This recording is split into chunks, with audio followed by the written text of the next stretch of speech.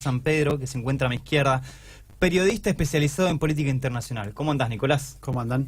¿Todo bien? Un gusto tenerte acá presente. ¿Con qué nos vas a ilustrar en el día de hoy? Bueno, en realidad lo charlábamos un poco con Tomás antes de hoy. En realidad, Claro. cuando estábamos charlando, a ver qué podíamos hacer. Y me parecía interesante arrancar por algo que está marcando la agenda de casi todos los países de la región, que tiene que ver con las vueltas que está dando Estados Unidos por diferentes lugares, los diferentes funcionarios del gobierno de los Estados Unidos que vienen dando vueltas a lo largo y ancho del continente y que tiene una injerencia en casi todas las cosas que vienen sucediendo. Escuchaba recién lo que venían charlando del FMI, Sí. de lo que pasa en la política argentina. Bueno, nada de esto está desligado de lo que pasa en otros países y me pareció interesante poder arrancar por ahí, poder hacer complejizar un poco la mirada respecto de esto que es la geopolítica o es la política más en términos regionales, que también nos va a ayudar a comprender qué pasa en la política doméstica, cuáles son los actores que están jugando, etcétera. Como en los 70 con el Plan Cóndor, sigue funcionando lo mismo en Latinoamérica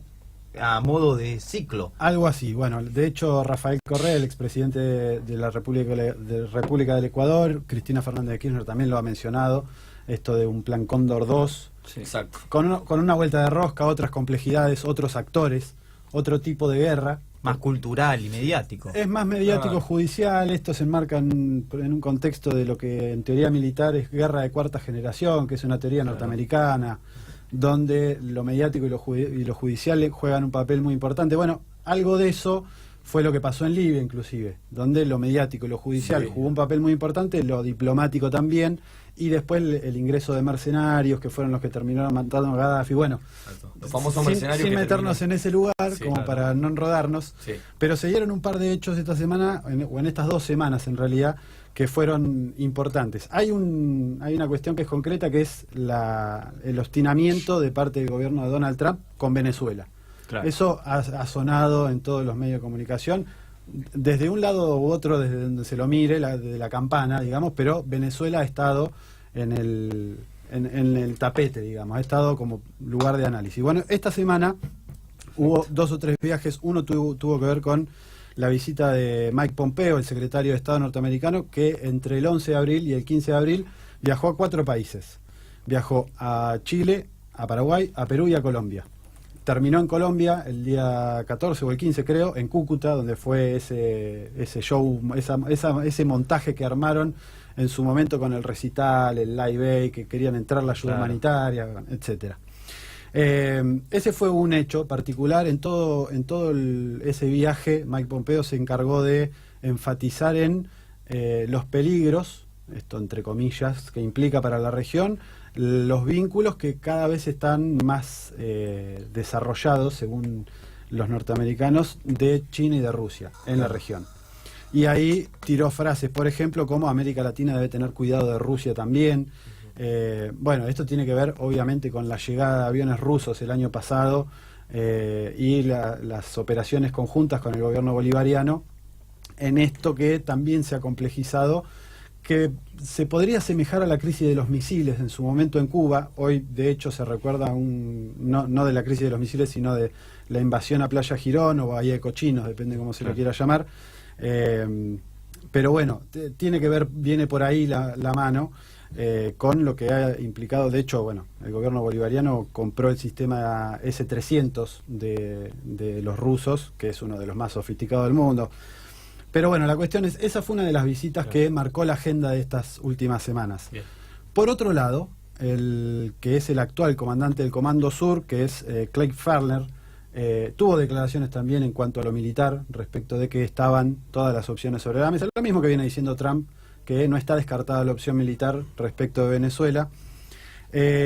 Hubo un hecho más que tiene que ver con esto que se conmemora hoy, que este 58 aniversario, que tiene que ver con que John Bolton, asesor de la Casa Blanca, también hoy visita Miami específicamente para juntarse con lo que se conoce como los gusanos, que son los cubanos anticastristas. Claro. Hoy supuestamente lo debe haber anunciado, debe estar por salir algún anuncio respecto de la política que va a llevar Estados Unidos hacia Venezuela, hacia Nicaragua y hacia Cuba. Como que los mete a los tres en la misma bolsa, Es ¿no? la tríada del mal, según Donald Trump. Y La según, troika, ¿no? Sí, la troika del mal, así la denominaron.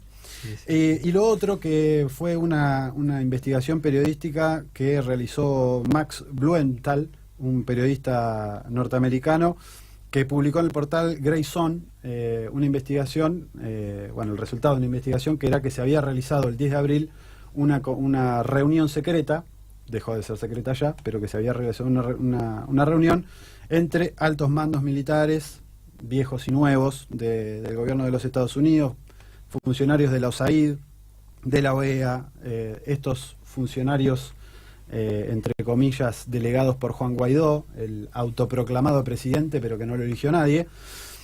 Bueno, Que si bien es aceptado por muchísimos países como el presidente interino de Venezuela. sí, pero tampoco son tantos. Y la cuestión es que ahí hay un truco lingüístico o una cuestión lingüística, que es que los países reconocen países, Claro. no reconocen a personas como, sino que diplomáticamente uno reconoce o no a un país como tal. Pero bueno, estos fueron un par de hechos que estuvieron sucediendo esta semana. Me parece que hay que hacer especial foco en la visita que hace Mike Pompeo por estos 4 países de América Latina. Esto dado que el Grupo de Lima, o el Cartel de Lima, como se le suele llamar en algunos medios alternativos, tiene que ver con que hasta ahora la opción militar no ha podido suceder respecto de Venezuela por múltiples factores, pero fundamentalmente porque sería una guerra que no duraría 2 días, no podría ser una guerra relámpago la que haga Estados Unidos contra Venezuela, sino que sería un conflicto que se estire por años. Y esto tiene que ver con, por ejemplo, una investigación y una nota que publica Shannon O'Neill, que es una periodista que escribe en el portal económico Bloomberg, que una de las cosas que resalta hace como una especie de estimación de cuánto es el chavismo en Venezuela. Dice, bueno, el chavismo duro es un 20% de la población, más o menos. Claro. Y en relación a esto dice, bueno, ese 20% es muy probable que esté dispuesto a combatir en una guerra en caso de Dar que la vida. haya alguna situación bélica. A esto hay que sumarle las milicias regulares, la fuerza, que sería la Fuerza Armada Nacional Bolivariana, y las milicias bolivarianas, que es gente civil, pero que está formada militarmente y que ante una agresión podría responder. Tiro un número. Dice, juntando todo ese conjunto de gente, Venezuela contaría con aproximadamente 160.000 efectivos, lo cual implicaría que por lo menos Estados Unidos tenga que lanzar 150.000 como para tener para nivelar un poco. Nivelar. Bueno, esto es impracticable, no solamente porque sería una cantidad de pérdidas humanas terrible, sino porque Estados Unidos no está dispuesto a esto.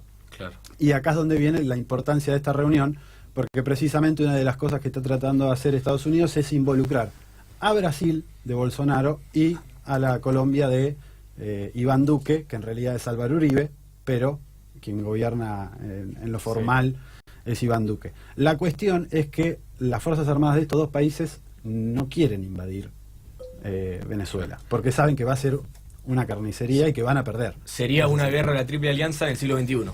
Claro, sería una cosa así, pero saben que hay mucha posibilidad de que pierdan, y hay que sumarle a esto que podrían participar inclusive enviando tropas, tanto Rusia como China, y que eso después cómo lo sacás de ahí, si no los podés sacar en el momento. Tercera guerra mundial en Sudamérica. Es un conflicto que no le tienen ganas de que suceda, entonces están apostando con diferentes cuestiones a que o se quiebre la Fuerza Armada Nacional Bolivariana y que sea un golpe de Estado, que haya una cuestión de guerra civil, que fue lo que apostaron en 2014 y en 2017 con el tema de las guarimbas, que eran enfrentamientos en las calles, con asesinatos, etcétera.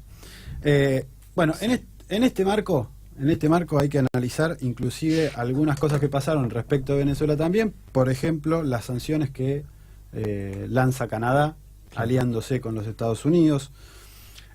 Una declaración que si bien no, digamos, la anoté porque la dijo Juan Guaidó, a ver.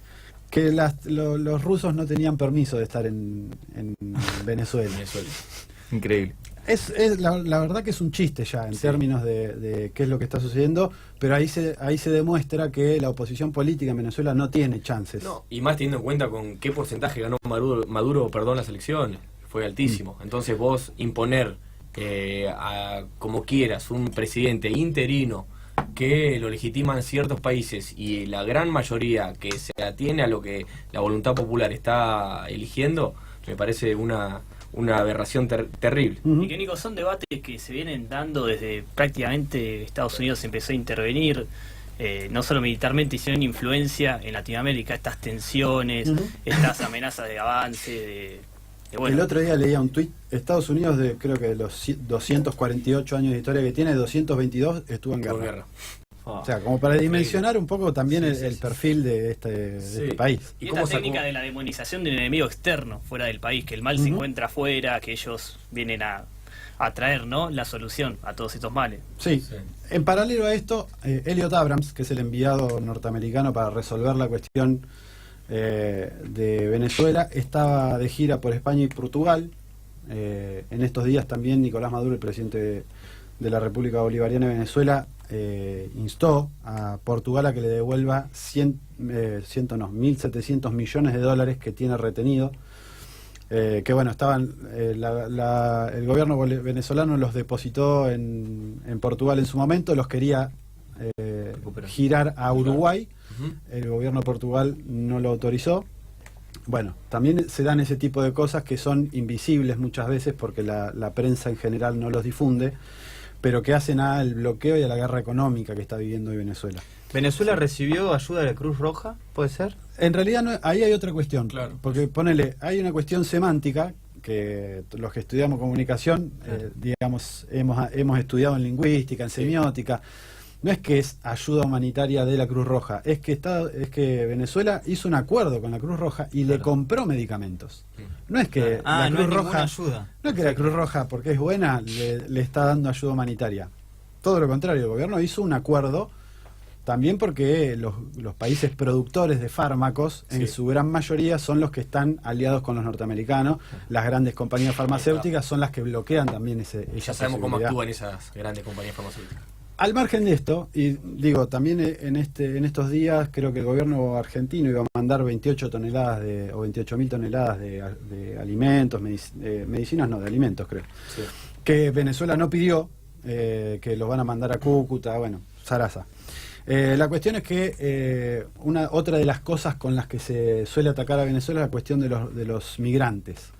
Bueno, para tener una idea incluso de cómo se opera con esto, creo que ayer o antes de ayer llegaron 90 venezolanos que vivían en Argentina, que se volvieron por las condiciones en las que estaban viviendo acá, Exacto. pero oh casualidad, el gobierno argentino les impidió viajar desde acá a Venezuela. Tuvieron que ir a Uruguay, ¿verdad? Se tuvieron que ir a Uruguay y desde Uruguay poder viajar hasta Venezuela.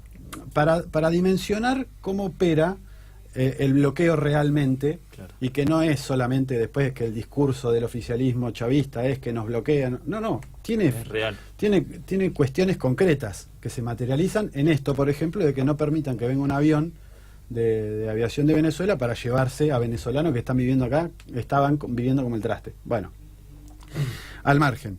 Bueno, a raíz de esto se dieron algunas cosas más, por ejemplo, que los rusos van a empezar efectivamente a trabajar con los venezolanos en la cuestión de la electricidad. Ya está por demás analizado, bueno, o se va a seguir profundizando en el análisis, pero que los apagones que vivió Venezuela en este último mes tuvieron que ver con sabotajes directos. Algunos hablan ya incluso de guerra magnética, de tecnología para poder utilizar el magnetismo para Sí. bueno, hacer desbarajuste. Como es informática también, el tema de los hackers, Y de eso nos trajiste un poco, ¿no? Al respecto. Sí, eso se conecta con algo que pasó en esta semana también en Ecuador y que está ligado a lo mismo. Y hay otro punto que se liga, que es que bueno, Guaidó autorizó a que el FMI le dé unos como 70.000 millones de dólares no me acuerdo la cifra Sí. exacta, pero endeudar al país con el FMI cuando el FMI no reconoce ni siquiera a Guaidó Claro. como, Claro, ni el como FMI lo representante. O sea, Pero cualquier bueno, cosa. la cuestión es como girando también, porque hay, además de esto que pasa con Estados Unidos y la cuestión obstinada contra Venezuela, tomé dos ejemplos, que fueron Ecuador y Brasil, como para ver cómo se están materializando inclusive las políticas neoliberales que obviamente favorecen a los intereses norteamericanos y de las grandes corporaciones, como para también ver cómo los gobiernos van condicionando, van, bueno, entrando en esa misma dinámica. Por ejemplo, ustedes hablaban del FMI antes de que entre al estudio, de lo que implica en Argentina. Bueno, el 20 de febrero, hace un poco más de un mes, bueno, casi 2 meses, Lenín Moreno, el presidente de Ecuador, también hizo un acuerdo con el Fondo Monetario y con organismos multilaterales. En total son casi 10.000 millones de dólares que ingresarían al Ecuador. Esto no gustó nada. Disculpa que te interrumpa, Sí. Nico. Lenín Moreno, un presidente que también tenía una orientación política y de repente, como decimos acá en criollo, se panquequeó. Sí, un borocotó cualquiera. Sí, que lo había bendecido Correa Exactamente. políticamente y luego... Sí, sí, bueno, de hecho fue vicepresidente de Correa. Exacto, por eso. Fue enviado ante la ONU. Era del riñón. Claro. Correa lo ha dicho en varias oportunidades que varios funcionarios y funcionarias del gobierno le decían no lo metas porque nos va a terminar traicionando. Bueno, Realmente dicho y hecho. Dicho y hecho. La otra cuestión que pasó en estos meses también, esto fue el mes pasado, fue plantea la salida de UNASUR. Esto es algo que se viene viendo. Creo que la gran mayoría de los países, o la mitad de los países por lo menos, Sí. Colombia ya dejó UNASUR, Ecuador también, Brasil también, Argentina también ya lo manifestó. Si bien esto tiene una aplicación de acá a 6 meses, pero está como desarticulándose el UNASUR en pos del PROSUR, que fue lo que presentaron en Chile hace algunas semanas nada más. Sí. Lo de Julian Assange, si bien ya se mencionó En todos lados. in eternum Sí. en los medios de comunicación, no deja de ser un hecho preocupante porque no solo es una vulneración de la libertad de expresión. Era un periodista que lo que hizo fue, le dieron información y lo que hizo fue publicarla, y gracias a eso sabemos efectivamente Montonazo de datos. cómo se manejan los norteamericanos. Sí, en Wikileaks, digamos. Exacto, bueno, sí. Wikileaks, toda la importancia. Pero podría ser tranquilamente este portal, o podría ser cualquier otro portal que haga ese tipo de declaraciones y Sí. publicaciones de información. De Exacto. hecho dijeron que violó todas las normas, algo totalmente alevoso, ¿no? A la libertad de expresión. Ujú. Sí, apareció un video de Anonymous también en estos días diciendo de que no se metieran con él porque le iban a pagar caro, cuentas de oficiales y demás. Ujú. Son gente que también ahora el escenario político también juega mucho en las redes. Está muy presente eso también. Sí. De una, de una. Y también nos tenías preparado que nos ibas a hablar de Bolivia y lo que presentó la Sí, oposición. en realidad eso era más una mención. Digo, ahora se vienen elecciones en Bolivia también. Sí. Los dos países de la región que tienen algún peso significativo en cuanto a lo político son Bolivia por lo moral, Sí. la cuestión más discursiva inclusive, y por todo lo que implica que sea un presidente indígena, y Argentina, por lo que implica Argentina en el continente. Perfecto. Exacto. Perfecto. Pero en Bolivia la oposición le escribió una carta a Donald Trump pidiendo que intervenga para que Evo Morales no vuelva a ganar las elecciones. Sí. Y Lo no cual surtió efecto esto.